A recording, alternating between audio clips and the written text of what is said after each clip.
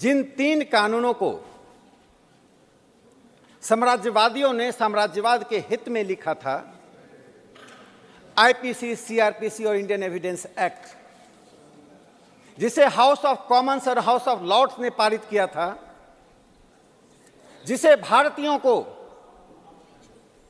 दासता के बंधन में दमन के साथ बनाकर रखने के लिए बनाया गया था, आज उन 3 कानूनों को परिवर्तित ही नहीं किया जा रहा। 3 कानूनों को पूरी तरह से खारिज करके 3 नए कानून को बनाया जा रहा है। प्रधानमंत्री नरेंद्र मोदी जी इस देश में डीकोलोनाइजेशन का एक नया इतिहास लिख रहे हैं। सभापति महोदय, इन कानूनों को बनाने में जो परिश्रम हुआ उसकी मैं एक छोटी सी झांकी बताना चाहता हूं, जिसे कल माननीय गृह मंत्री अमित शाह जी ने लोकसभा में बताया था। 18 राज्यों ने, 16 उच्च न्यायालयों ने, सर्वोच्च न्यायालय ने, 22 लॉ यूनिवर्सिटीज ने, 5 विधिवेत्ताओं ने जो शिक्षाविद हैं और 200 आईपीएस ऑफिसर्स ने, करीब 40 सांसदों ने और स्टैंडिंग कमेटी के साथ 3200 सुझाव आए। इन 3200 सुझावों में से इन 3 कानूनों को बनाया जा रहा है। जो मुख्य बातें जो चर्चा हुई, मैं 4-5 बातें उसको उल्लेखित करना चाहता हूं। जो लोग महिलाओं के हित की बात करते थे, लेकिन महिलाओं को संरक्षण न कानून दे पाती थी न पुलिस दे पाती थी, आज इस कानून के द्वारा 18 वर्ष की महिलाओं को, यानी 18 वर्ष तक की बच्चियों को उस श्रेणी में लाया गया यदि उनके साथ बलात्कार होता है तो उसे फांसी की सजा दी जाएगी। 0 एफआईआर और एस्कॉन्डिंग यानी फरार होने की जो संख्या थी, अपराध की संख्या 19 थी, उसे बढ़ाकर 120 कर दी गई है। सभापति महोदय, जो बुनियादी परिवर्तन हुआ है, उस बुनियादी परिवर्तन से समाज के सबसे हाशिए के लोग, महिलाओं को और भारतीय परिवेश में आ रही नई चुनौतियों का सामना करने में तीनों कानून सामर्थ्य होंगे। कांग्रेस के शासनकाल में 58 साल तक इस देश में कांग्रेस पार्टी ने राज किया। सीआरपीसी में 78 परिवर्तन किए गए, 78 संशोधन किए गए। और इंडियन एविडेंस एक्ट में 22 संशोधन किए गए, लेकिन यह पैचवर्क चलता रहा। इस पैचवर्क से अलग हटकर माननीय प्रधानमंत्री नरेंद्र मोदी जी ने और माननीय गृह मंत्री श्री अमित शाह जी ने इन तीनों कानूनों में आमूल चूल परिवर्तन किया। सीआरपीसी के 177 धाराओं को, सेक्शन को समाप्त कर में बदलाव लाया गया है, 24 को हटा दिया गया है।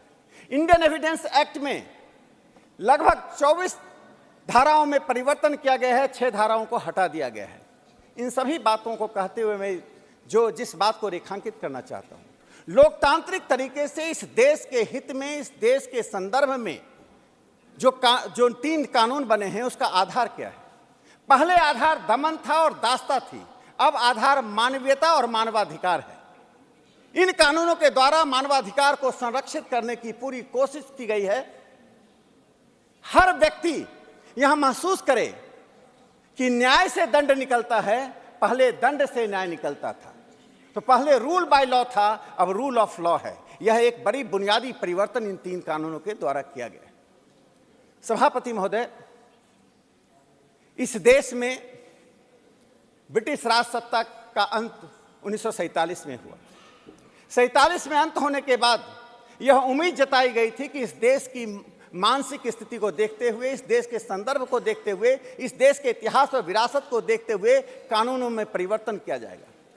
लेकिन बड़ा सवाल उठता है, जो लोग आज सदन में नहीं हैं, उनसे वे बाहर हैं, लेकिन देश उनसे सवाल पूछेगा कि आपने परिवर्तन क्यों नहीं किया? पहले मुझे लगा कि वे आलस्य का भाव था, उनमें वह जोर नहीं था कि चीज को परिवर्तन कर सके। लेकिन जब मैंने राज्यसभा की बहस को देखा, उसकी 3 घटनाओं का उल्लेख करना चाहता हूं। 19 अगस्त 1959 को जी रामचंद्रन जी ने राज्यसभा में एक सवाल उठाया, क्वीन विक्टोरिया, जॉर्ज पंचम की मूर्तियां इस देश में क्यों लगी हुई हैं? सरकार के पास जवाब नहीं था। सरकार ने कहा कि हमारे पास, हम खाली स्थान नहीं छोड़ना चाहते हैं, जब नई मूर्तियों का निर्णय होगा तो इन्हें हटाएंगे। उस वक्त की सरकार को यह एहसास नहीं हो पाया कि ये क्वीन विक्टोरिया कौन है, ये जॉर्ज पंचम कौन है। इनके कारण ही जालियांवाला बाग कांड हुआ, इनके कारण ही शहीद शहादत हुई, इनके कारण ही हजारों लोग जेल में बंद हुए। लेकिन 12 साल तो तब था जब 59 में सवाल हुआ। 30 मार्च 1966 को इसी राज्यसभा में श्री अटल बिहारी वाजपेयी जी ने यह सवाल खड़ा किया कि जॉर्ज पंचम की मूर्ति क्यों लगी हुई है, और वाजपेयी जी ने सरकार को चेताते हुए कहा, क्या हम अब उनके उस प्रतिमा पर चारकोल लगाने की आप प्रतीक्षा कर रहे हैं? तो सरकार का जवाब था, अभी निर्णय नहीं हुआ कि उस मूर्तियों को हटाएं। उसके बाद 1969 में 5 मार्च 1969 को श्री दत्तोपंत ठेंगड़ी जी ने इसी राज्यसभा में सवाल खड़ा किया कि नॉर्थ ब्लॉक और साउथ ब्लॉक में कितने ब्रिटिश क्राउन के सिंबल्स लगे हुए हैं, कितने पिलर्स पर सिंबल्स लगे हुए हैं। सरकार का जवाब था कि 4 पिलर्स पर सिंबल्स हैं और नॉर्थ ब्लॉक साउथ ब्लॉक के दीवालों पर कॉमनवेल्थ और ब्रिटिश सिंबल्स लगे हुए हैं। सरकार के पास जवाब था कि उचित समय आने पर हम इन संकेतों को हटाएंगे। जिन लोगों ने ब्रिटिश साम्राज्यवाद के साथ सामाजिक जीवन जीते हुए, उनके संस्कृति का हिस्सा बनते हुए, जिसे मैकाले ने कहा था, वे कलर में, वे रंग से तो भारतीय हैं, लेकिन अपने सोच में, अपनी समझ में, अपनी बुद्धि में, विवेक में वे अंग्रेज हैं। ऐसे ही जमात ने इस देश को ब्रिटिश कानून का बंधक रखा। सभापति महोदय, इंडियन एविडेंस एक्ट के मैं 4 सेक्शन का जिक्र करना चाहता हूं। Section 57, 37, section 81, section 82। इसका कोई भी भारतीय पढ़ेगा, उसमें British crown, his majesty, British parliament, crown printing press, इन सब का जिक्र है। यानी आज़ादी के 47 में आज़ाद देश हुआ और 70 साल तक हमारे कानूनों में ब्रिटिश साम्राज्यवाद, British crown, British parliament, British high courts, British seals, British symbols और लंदन गजट, इसका जिक्र होता रहा। आज उन कानूनों को अब दस्त कर दिया गया है। सभापति महोदय, प्रधानमंत्री नरेंद्र मोदी जी ने इस देश को डीकोलोनाइज करने का जो एक बड़ा अभियान छेड़ा है, वह एक सर्वसमावेशी अभियान है। मैं एक चिंतक को उद्धृत करना चाहता हूं, गुटो को। कैसे गुटो की उन बातों को प्रधानमंत्री नरेंद्र मोदी जी के इस कार्यक्रमों में दिखाई पड़ रहा है। गुटो ने कहा, before decolonise the legal system, justice system and laws, you have to decolonise your mind. प्रधानमंत्री नरेंद्र मोदी जी ने जिस प्रकार से राजपथ को कर्तव्य पथ बनाया, जिस प्रकार से 2019 में बजट के उस औपनिवेशिक स्वरूप को बदल दिया, 2017 में लाल बत्ती को समाप्त कर दिया, एक नई ऐसी पद्धति शुरू हुई जिसमें हम पर गजनी, गौरी, माउंटबेटन, कर्जन, जिसका दबाव इस देश की संस्कृति पर, इस देश की विधा पर यूरोप केंद्रित था, उसे समाप्त करने का काम किया। सभापति महोदय, 3 बड़े नाम हैं जिन्होंने डीकोलोनाइजेशन का काम किया है दुनिया में, लेकिन वे सैद्धांतिक काम थे। अफ्रीका के वो थ्योंग गोगोई, जिन्होंने डीकोलोनाइजिंग माइंड की बात कही।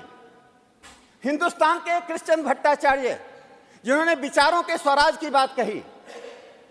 अब गोगोई से लेकर भट्टाचार्य तक, और अमेरिका में बैठी हुई भारतीय मूल की गायत्री स्पितिभाग, अब इन तीनों ने वैचारिक बात की। हम सेमिनार करते रहे डीकोलोनाइजेशन पर, हम लेख लिखते रहे। प्रधानमंत्री नरेंद्र मोदी जी दुनिया के अकेले शासक हैं, अकेले ऐसे प्रधानमंत्री हैं जिन्होंने राजनीतिक आजादी के बाद वैचारिक आजादी को, सांस्कृतिक आजादी को, सामाजिक आजादी को अपना एक मिशन बनाया।